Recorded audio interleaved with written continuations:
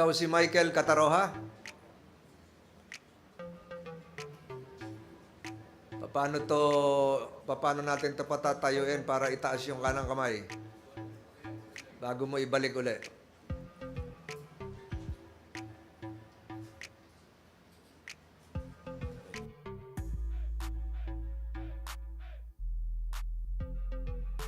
Pwedeng wala munang posa siguro habang nag-hearing tayo.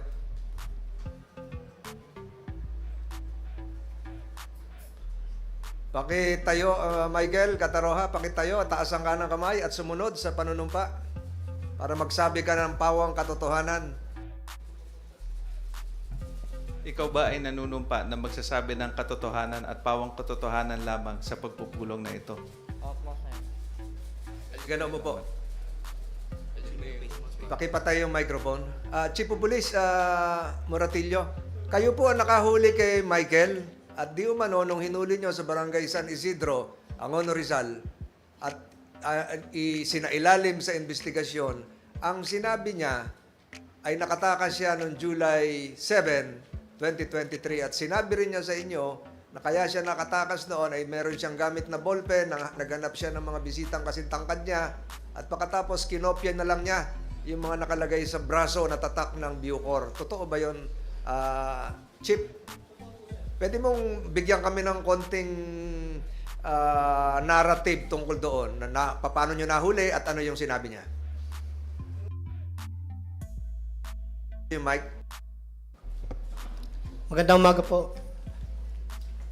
Noong August 17 po, mga bandang alas 3:30 ng hapon, nakatanggap po kami ng tawag na itong si Michael Angelo Cataroha ay spotted sa Barangay San Isidro. Specifically po doon sa Villa Angela, Sitio Manggahan.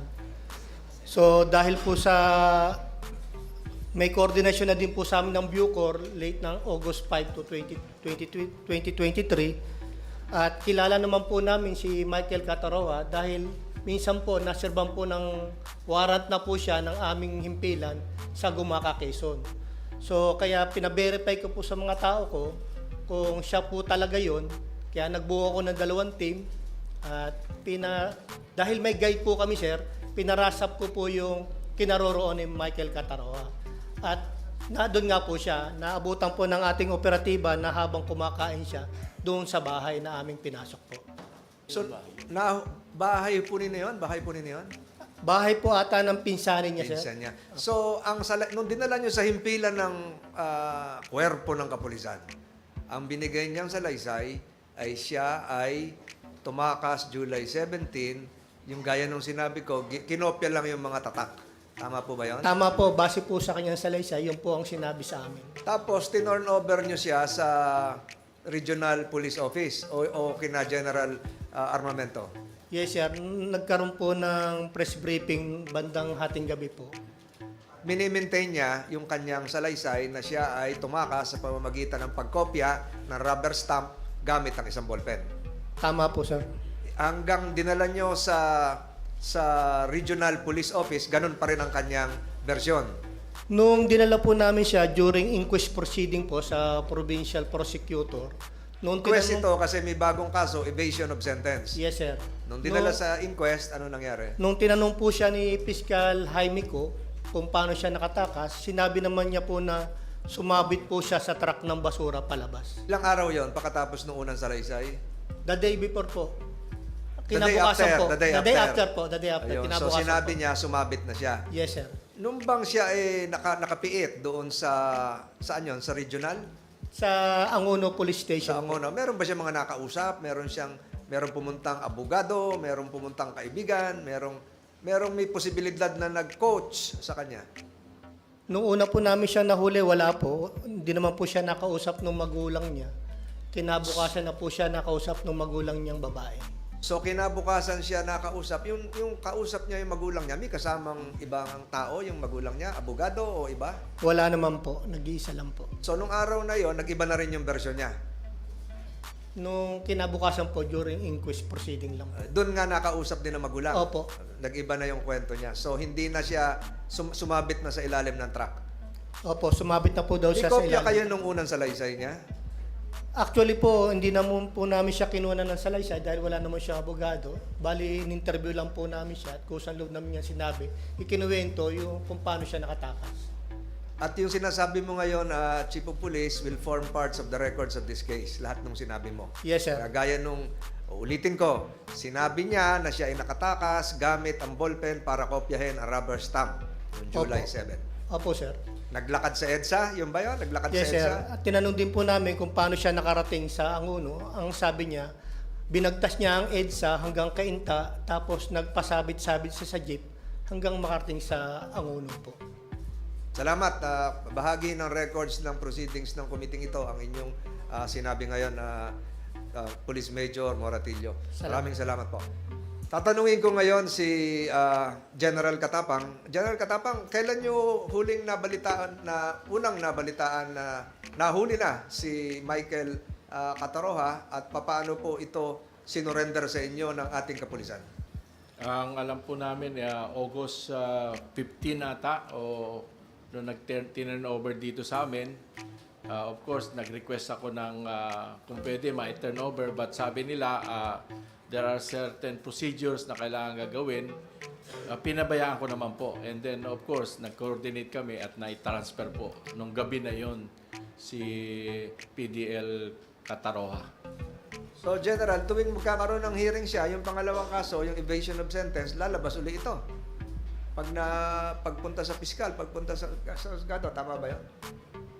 Hindi po ako abogado, can I ask my DDG for Administration, Attorney Al, to answer it? Because, Your Honor, or Mr. Chair, siya rin po ang chief ng Board of Inquiry regarding that pagtakas ni Lalabas Cataroha. uli siya. Lalabas uli siya. Magandang umaga po. Depende po sa korte. Pero ire-request po namin through the prosecutor na kung pwede Zoom na lang po. Through Zoom. Meron naman po kaming korte dito sa loob ng Bilibid. Salamat. General, yung Board of Inquiry nyo kung paano tumakas siya, kailan lalabas yung report?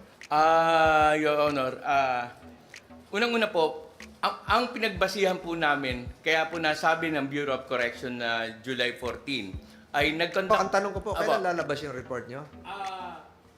Siguro po, humihingi po kami ng mga 2 linggo po. Kasi po, lahat po ng involved na mga, pwedeng involved na mga gwardiya, pati po kung paano po nangyaring ang nakalabas siya ay masusi po namin iimbestigahan.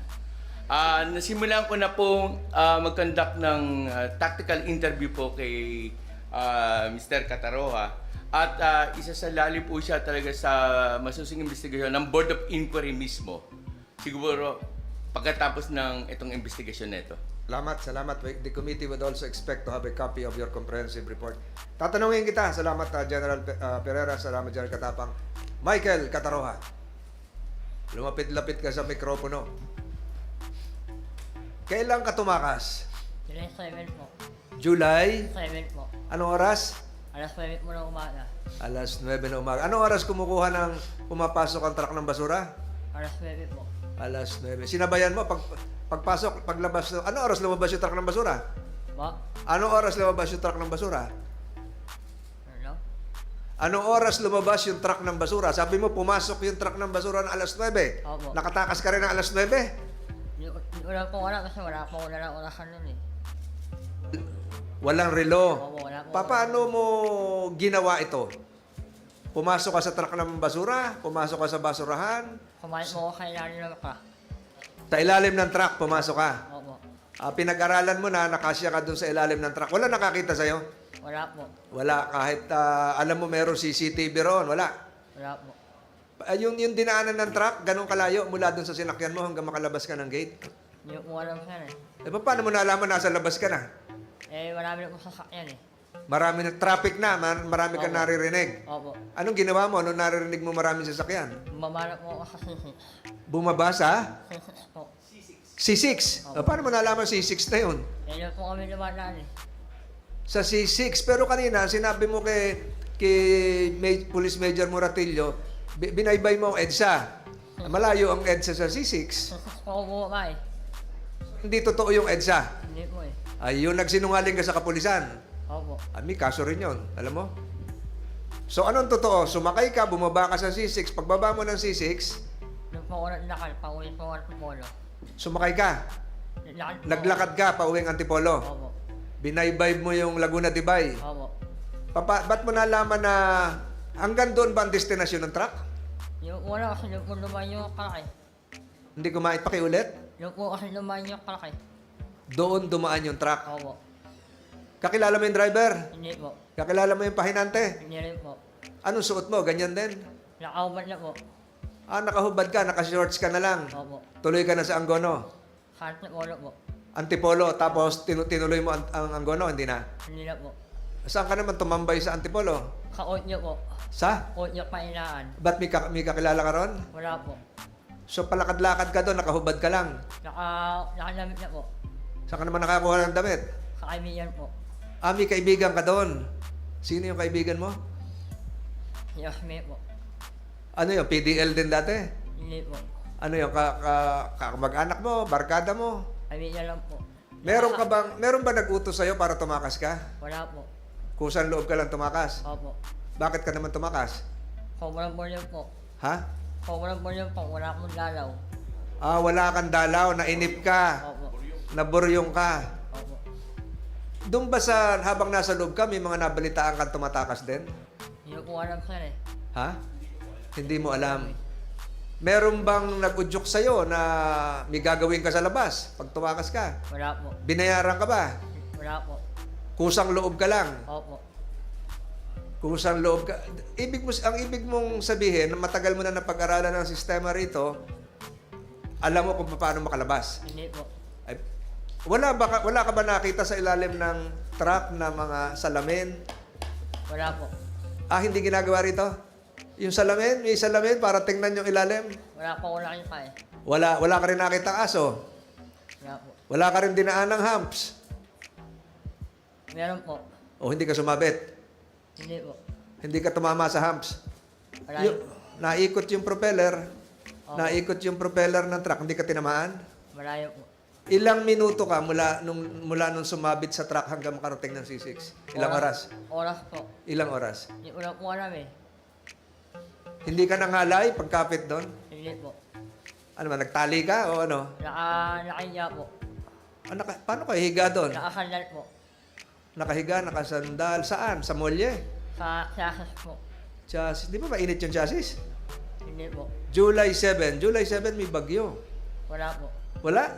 Tingnan natin sa Committee Secretary, tingnan mo yung record ng Pag-asa ko. Ano yung, alam ko, bumabaha pa noon. Tingnan natin yon.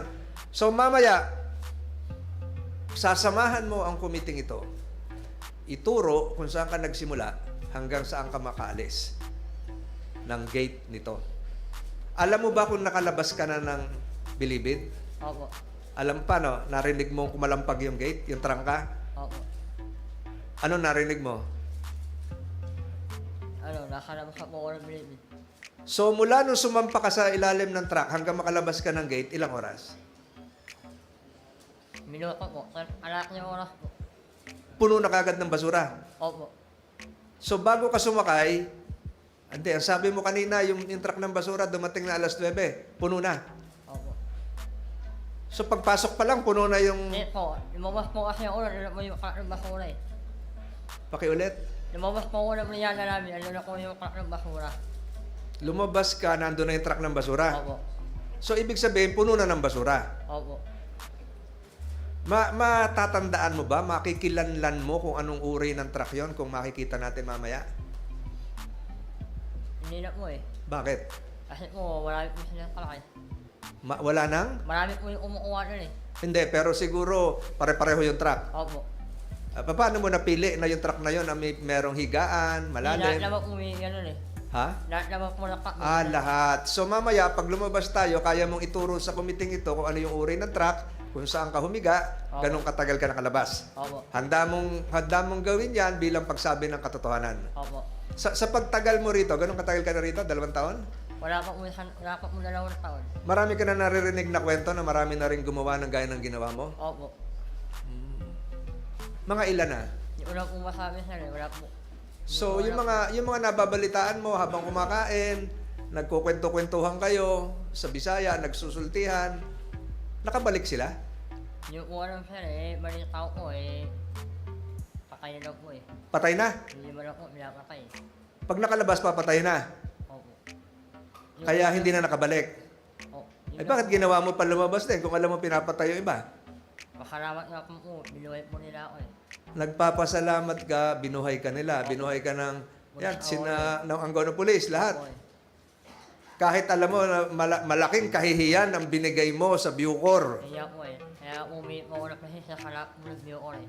Humihingi ng Umiit po ako ng malaking pasensya sa kalap mo ng Bucor. humihingi ka ng pasensya kina General Katapang at sa lahat ng taga Bucor dahil binuhay ka pa. Opo. Kaya po kung sakali po makakount niyo po ako, pasensya na po kayo. Kung sakaling Kung sakali po makakount po nila ako, eh, mababaw po kung patatawarin kami, bago kang kaso, yung evasion of sentence, mag-hearing, pinag-uusapan natin yan. Balikan ko yung unang nabanggit mo kanina. Marami ka narinig na istorya na tumakas dati, nakabalik, yung iba namatay. Sabi mo, Opo. doon ba lumakas yung loob mo? Gayahin ko kaya ito. Sir, Ganon din daw yung ginawa nila. Tapos sasakay sa ilalim ng truck. hindi ko po alam sir eh. Ay hindi, nakipag-istoryahan ka. Ano yon? Sa iyong selda o sa iyong mga kasama sa... Sige, Sputnik ka, no? Opo.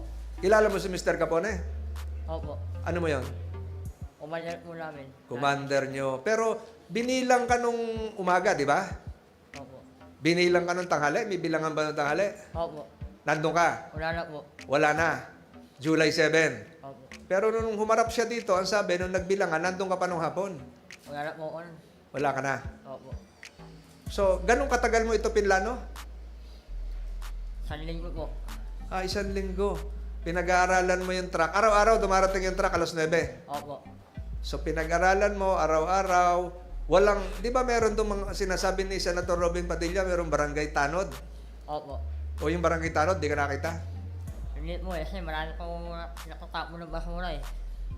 Maraming nakatapon na basura na nakakalat, nagtago ka ron. Hindi po. Ano ibig sabihin? Busy sila. Opo. So, sinamantala mo, pero sabi mo kanina, puno na yung truck nung dumating eh. Kaya nga po, kumukulo po ako ng mga oras na yun. Kumukulo po ako sa pagbuhat mo ng basura. Tumutulong ka magkarga ng basura. Yung dump truck, bukas ang likuran. Opo. Anong dump truck? Bukas ang tagiliran, bukas ang likuran? Bukas po yung likuran. Bukas ang likuran. So, paghagis mo ng basura sa likod, siguro, habang naandar, Meron po lumaan na L300. may dumaan na L300. Opo. Nung dumaan yung L300, sinamantala mo, Nila po ako kumakot sa ilalim. pumasok ka sa ilalim ng truck. Opo. Ano naman yung L300 na yon? Ayun po yung umuha ko ng pagkain, mang iyo. Yung bang tinakasan mo, malapit doon sa lutuan? Opo, marami po. Pag pumunta tayo mamaya, may tuturo mo lahat yon? Opo. Wala na akong may dadagdag na katanungan. Kung nagsisinungaling ka, kung ano man ang gusto mo, malalaman natin ito mamaya at hihintayin ko rin yung resulta ng Board of Inquiry.